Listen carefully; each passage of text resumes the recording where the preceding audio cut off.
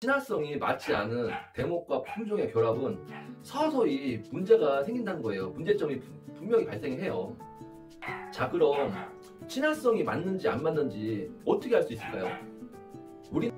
안녕하세요, 윤종장입니다. 2편 영상을 시작하기 앞서 1편 영상을 간단하게 요약 좀 해보고 갈게요. 첫 번째는 과습이 아닌 건조사다. 그만큼 물 관리가 중요하다예요. 물을 많이 줘서 문제되는 건 없어요. 항상 물이 부족해서 문제가 되는 겁니다. 두 번째는 생리적 장애 또는 병해, 또 충에 의한 사망이나 세력 저하 등으로 인해서 뽑히는 경우도 많이 있죠. 방제도 많이 중요하고, 세 번째는 부적절한 식재지에 식재했거나 잘못된 식재 방법으로 인한 나무 고사가 있겠죠. 아무리 이제 초보자라도 그 묘목을 보면, 나무를 보면 이게 건강한 상태보다 아니면은 이거 진짜 맛이 같구나 어느 정도는 알 수 있잖아요. 건강한 묘목 상태라 가정하고 1년 내진 3년 안에 나무가 죽었다면 어떤 과수종이든 대목이든 간에 재배자의 관리 부실이라고 볼 수 있어요. 재배자의 기술이나 지식이 부족했다고 봐야죠. 1편의 영상은 어린 나무, 즉 유목기 때의 원인이라고 볼 수 있고요. 오늘 2편에서는 성목기 때의 죽는 원인에 대해서 얘기해 볼 거예요. 2편을 이제서야 올리는 이유는 어느 정도 기초 지식이 있어야지 이해할 수가 있는 내용들이기 때문이에요. 그러니까 이전 영상들을 다 보셨다면 어느 정도 이해가 좀 빠르실 거예요. 우리나라도 이제 체리 재배 10년차 이상인 분들이 정말 많아요. 체리나무가 죽어서 뽑힌 게 많을까요? 아니면 죽진 않았는데 일부러 뽑아낸 나무가 더 많을까요? 저도 그렇고 거의 대부분은 일부러 뽑아낸 나무가 더 많다는 거예요.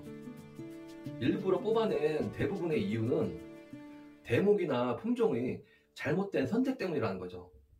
잘못된 품종 선택. 대목에 따라 또 품종에 따라 각기 특성이 있어요. 좋은 줄 알고 심었는데 그 대목, 그 품종 취급도 안 하고, 야 요즘 그거 다 뽑아내고 있대. 공짜로 줘도 안 심어. 열매가 안 달려. 열매가, 나무가 크질 않아. 조그만해. 열매가 작어. 앵두만 해, 앵두. 이런 얘기 들으면 정성 들여 키우고 싶겠어요? 계속 키워봐야 뭐 하겠어요. 아니다 싶으니까 다 뽑아내는 거죠.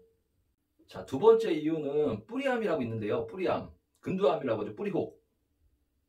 대목에 따라 뿌리혹이 많이 생기는 대목들이 있는 거 다들 아시죠? 뿌리혹을 나무암이라고도 표현하는데, 암덩어리를 가진 나무는 얼마나 재구실을 할 수 있을까요? 또 살아봤자 얼마나 살 수 있을까요?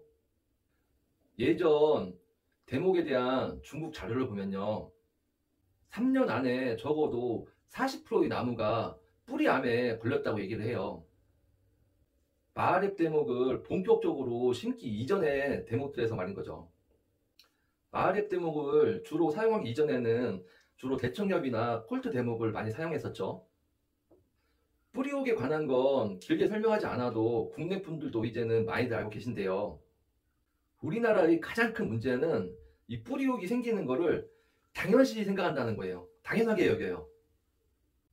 뿌리혹 있어도 괜찮아, 안 죽어, 원래 다 그런 거야, 다 그렇게 생겨, 체리나무가 원래 그래, 이렇게 말이죠. 자, 간단하게 예를 한번 들어볼게요. 사람이 태어났는데 초등학교 때 암에 걸렸다고 쳐요. 암에 걸렸어요, 초등학교 때. 치료를 받지 못하고 그 암이 몸속에서 계속 번지고 커나가고 있어요. 20살도 안 돼서 죽을 수도 있고 더 오래 살 수도 있겠죠. 아프니까 일도 못하고 맨날 집에서만 있으면서 50살까지 살았다고 쳐요. 50살까지. 이 고통은 본인뿐만 아니라 옆에서 간호하는 병수발 드는 주변 사람도 정말 힘들겠죠. 그런데 만약 사람이 아니고 이게 나무라면 어떨까요? 나무. 이 나무가 살아는 있는데 꽃은 다 털리고 열매는 적게 열리고, 또 열매 열려봤자 앵두만하게 쬐끄만해지면 자리도 많이 차지하고 관리도 똑같이 해야 되죠. 물 줄 때 같이 물 주고 약 치고, 오히려 더 신경 더 많이 쓰이죠. 그럼 이 나무 계속 가져가실 건가요? 뽑아내고 다시 심어야죠. 자, 그럼 뿌리혹 예방은 어떻게 하면 될까요? 간단해요. 뿌리혹이 잘 안 생기는 대목을 심으면 되잖아요. 뿌리혹이 거의 안 생기는 대목이 있는데 굳이 뿌리혹 많이 생기는 대목을 심을 이유가 없잖아요. 뿌리혹이 많이 생긴다 하더라도 이 뿌리혹을 넘어서는 더 큰 장점이 있어서 그런가요? 자, 나무가 죽는 원인 세 번째, 친화성에 대해서 얘기해 볼게요. 친화성, 궁합. 친화성에 대해서 윤재 아빠가 몇 번 언급을 했죠. 체리 대목과 품종 간에 친화성이 분명히 존재합니다. 어떤 품종이 어떤 대목에는 접목이 잘 되는데 어떤 대목에는 접목률이 현저히 떨어지기도 하고 접목이 아예 안 되는 경우도 있고 그래요. 자, 그럼 대목을 먼저 선택을 하였다면 그 대목에 맞는 품종, 적합한 품종이 어떤 건지를 알아야 되는 거예요. 또 품종을 먼저 선택했다고 쳐요. 그럼 그 품종에 적합한 대목은 어떤 건지를 또 알아야 되겠죠. 지금 우리나라는 이런 그 친화성이라든가 궁합 이런 거 전혀 생각하지 않고 그냥 아무데나 그냥 막 갖다 붙이고 있어요. 막 붙여요, 막. 사람도 혈액형도 다 다르고 나무도 유전자가 각기 다 다른데 친화성이 맞지 않은 대목과 품종의 결합은 서서히 문제가 생긴다는 거예요. 문제점이 분명히 발생해요. 자, 그럼 친화성이 맞는지 안 맞는지 어떻게 알 수 있을까요? 우리나라 자료로는 절대 알 수가 없어요. 체리 선진국에서 외국에서 어떤 대목에 어떤 품종을 접목하여 얼마나 키워왔는지, 얼마나 수확량이 나왔는지, 수명은 어떻게 되는지 외국 자료를 볼 수밖에 없는 거예요.